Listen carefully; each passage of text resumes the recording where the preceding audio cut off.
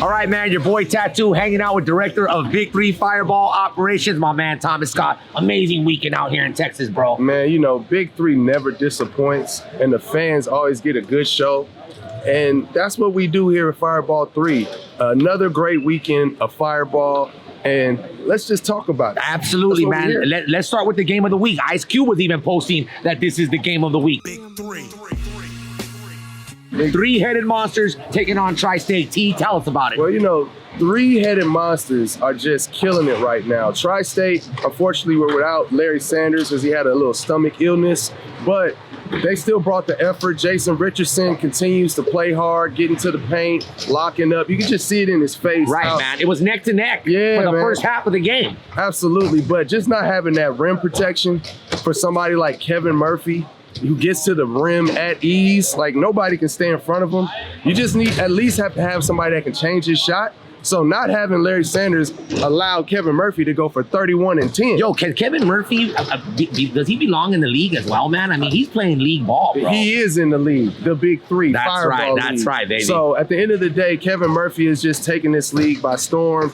He looks like he's a favorite to win MVP. They move on. You know, best record in the league, three-headed monsters, 5-1. They got Rashard Lewis back, who gave him a little bit as well. Yeah, man. Much love to Rashard Lewis, man, coming back and helping his team get that victory. Yep. And now three-headed monsters just stand at top by themselves. They're all alone. Yeah, man. At the top, it's just them. And everybody else is just competing to make the playoffs, but they're looking real promising right now. Reggie Theus is doing a great job coaching this squad. They understand their chemistry, who the man is on their team. And at the end of the day, when you have that and guys know their roles, you have a chance to bring home the Julius Erving Trophy. Absolutely, man. It was a great game. Congratulations. Three-headed monsters doing their thing. Now 5-1. Incredible record, man. On to game 2, you had Power taking on Aliens, who Aliens have a beautiful record as well. Talk about it, T. Well, you know, the Aliens have come in, they were tied for first. And they've always been playing team ball. They use each other. It's not one man above the group.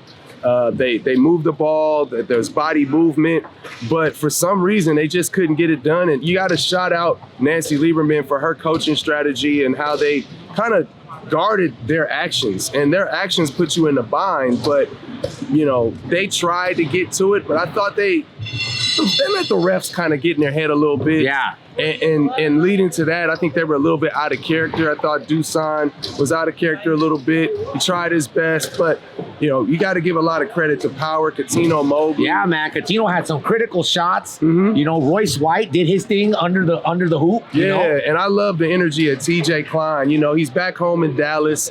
You know, I think everybody thought, oh, well, his mom is coaching him. Can he play? He can really play, and he brought the energy. You can see his competitive drive is at the top, and they need that. And Glenn Rice gives him a little bit as well. Yeah, definitely. You know, he made some great passes today. I don't think a lot of people knew that he can pass that ball the way he was today and pick and rolls and different things like that. And they just looked like they were a solid unit. Skeetish Veely with that unbelievable hook shot down low. I mean, Power gets the W, man, and now they're still fighting to get in that hunt.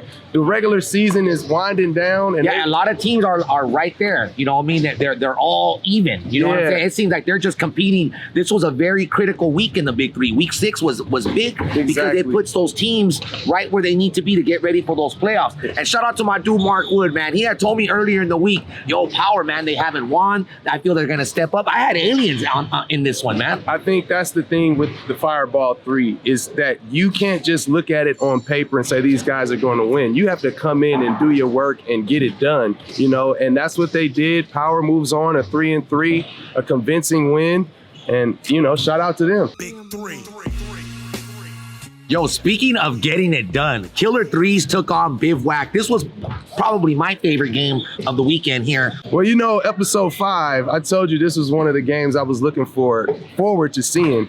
And, you know, it was neck and neck. I mean, the way that these guys came out, both teams, I was happy to see Will Bynum kind of get back to his groove. Yeah, he had a couple good buckets. Yeah, because he was out a little bit. He made a good pass. The airs for that dunk, that was crazy. Nice. And then, you know, you got to give a lot of credit to Killer Threes because they kind of took Gerald Green out of his game a little bit. Only 11 points. You know, he's kind of we're not used to seeing Gerald Green just score 11 points. No, Gerald's giving you 20 plus every night. You know, he plays most of the game, but sometimes the ball doesn't go in the hole. But also, you got to give credit to the defense. I told you I wanted to see that matchup between him and Dante Green. And even though Oakley wasn't here, you got to give Franklin Sessions a lot he did of a credit. great job coaching, man. He did. Bringing the fire, knowing when to hit that Exactly. button, and the bench as well, man. Cheering their players on. Yes. I think it got in the head of Bivouac. And you know what? He worked the rotations very well. He got guys in and out when they needed a blow. They got out.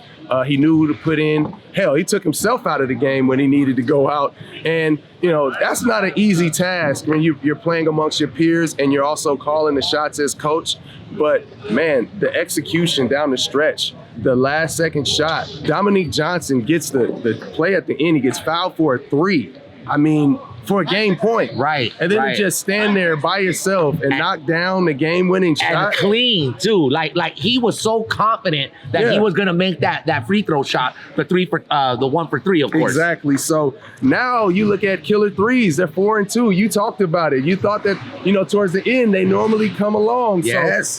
And that's exactly what we spoke a little too soon, T. You spoke a little too soon, man. But congratulations to Killer Threes. Amazing victory over Bivouac. Big 3. Well, you had the Ghost Ballers kicking it off against Triplets. You know, Triplets has been struggling lately, and they've been trying to find their groove as, you know, Joe Johnson's retired. So they've been trying to pick up the pieces.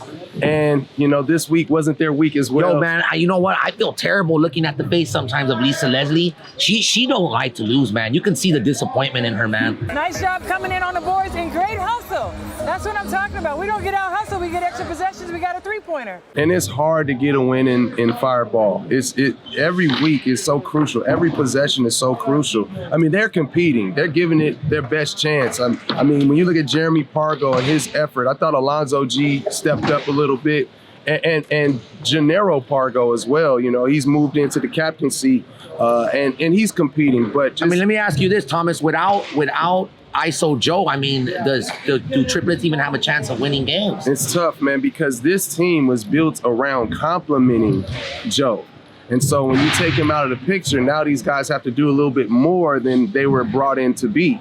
So they can all play, but it's just an uphill battle right now. But we got to give Ghost Ballers credit too, man. They came out and dominated as well, man. Exactly. Ghost Ballers needed that win. You know, they got off to a great start in the beginning of the season, took a couple L's, started with the Trilogy loss. But, you know, Mike Taylor kind of got his groove back, got his swag back. He's the key. He's the glue. He drops 20. And then, you know, when you get that effort and then you got Chris Johnson giving you 14 and 10, a nice double-double. And he's quiet about it. He's quiet about it. He's very quiet about it, but, man. you know, W's are loud. So you do what you got to do.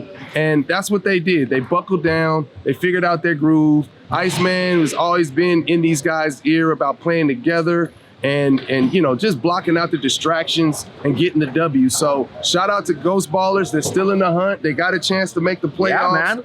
And, you know, they move on. They're 3-3 now. Big 3. Two-time and current Big 3 champions Trilogy, they took on enemies. Trilogy versus enemies. You know, this was another game I was looking forward to because Elijah Stewart was back in the mix. He's missed a couple of games for them, but the way he scores, like, enemies are very good. They just have to figure out how to get over the hump. They can score the ball. Maybe defense is the issue. Right, man. But, you know, Gilbert Arenas, you know, he wants to outscore teams. And they have the bodies to do it and the type of players with Sek Henry, Isaiah Austin. You know, they come out, they compete, but, you know, down the stretch, they just couldn't get it done. Well, I got to say this. I think a critical reason why enemies just can't get over that hump as well, man, it's their star. It's every, you know, Swaggy P. He's that name. He's that player. He's the player that came most current from the league to the Big 3. Yes. I mean, he's got to put in that work. And he has had some great weekends and he's had some great games, but it's not consistent enough, man. Yeah, you know, he has had some games and he does have leadership ability as well, but you know, it is like a saying, if one guy, you know, if he's late on defense, if he's late on the rotation, if he's not talking, I'm not saying that Nick isn't doing that. I'm just saying you all have to be hitting on all cylinders. And right now, it just seems like it's a little bit of a challenge for them. Well, hopefully he doesn't have too much focus on that fight against Blueface. He has a boxing fight coming up. Hopefully he's not more focused on that right now. Well, I can't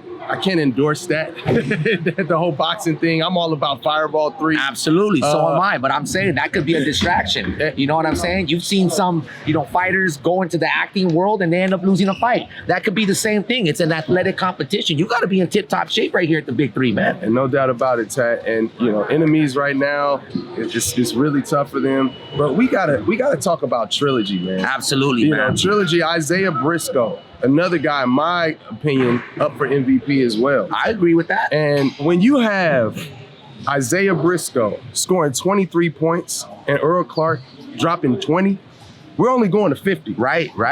That equals a W. You can't stop those guys. They're going to get the W, and they got the W 50-38. Big 3. Three's Company Ball Hogs. Is there any hope for the Ball Hogs? How'd they do this weekend, Thomas? Oh, man, the Ball Hogs, man, they just can't get over the hump. Obviously, worst record in the league right now. Man, come on, Hogs. They continue to just can't get it done, man. They're 1-5 right now, but they're not losers. If you looked at that game and saw Jody Meeks, his effort, I think they were down, they had 15, everybody 16? fighting their nails at the edge of their seats. Yes. Come on, man. It was 25-6 at the end of the first half. 25-6. But then something happened. Jody Meeks happened. Yes. He got on fire. The way he plays off the ball, on the move, his range, his ability to shoot the ball. They were just one bucket away. One bucket away, man. And Jody Meeks was hitting those threes from every part of the court. Everywhere, man. Shout out to him. Ty Lawson I thought got in there a little late. I think they could have got him in the groove early. No Barbosa either. No Barbosa. He's still missing. And that's the key. When you don't have a guy like him, one of the best scorers in our league, it's going to be an uphill battle for the Ball Hogs. It just sucks because they're always the team at the end. Yeah, man. I think I even saw the pig pen slowing down on those drums, too. They were like, what's going on, man? Hey, but shout out to the pig pen, man. I love the way to get I got to keep shouting them out, but it was hysterical, man. I'm keeping it real. At the beginning of the half, they're banging away, and it's just at some point, they're just like, oh, come on, man. It's like their arms got tired, man. I'm sorry, man.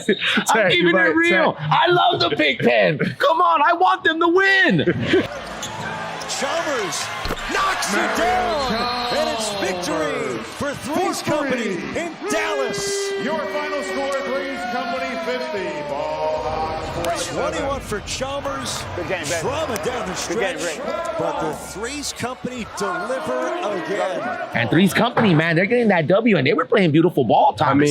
Ever since last week, they've been moving the ball, and shout out to Michael Beasley. I think he's showing the world that he can really make plays for others. People know him as a scorer, and he did that. He had 16, he had 10 rebounds and 8 assists. This guy can do anything on the floor, but also Mario Chalmers dropping 21, that game winner at the end for 3. They almost let this one slip away, the lead they had. And Julian Wright, I think he's another guy that slept on, the way he kind of guards. And he's really stepped up, and he's come far in this league. Yeah, man. You know what I mean? He's somebody you want on that team. Whatever team you're playing for in the Big 3, you want Julian Wright there playing for you. Yeah, man. He's a Swiss Army knife, and versatility is the key in Big 3. You got to have guys that can do multiple things, guard multiple positions, and take advantage of multiple mismatches. So when you got guys like that, Rio, when you got Beasley, Julian Wright, they're creeping up. Yeah, definitely. Shout out to Three's Company on that W. All right, man. Thank you, Thomas Scott, man. 6 games down and 6 more to go next week, week 7, right here in Texas. Make sure you get your tickets at big3.com. I'm your friend Tattoo, director of Big 3 Fireball Operations, my man, Thomas Scott. Big 3.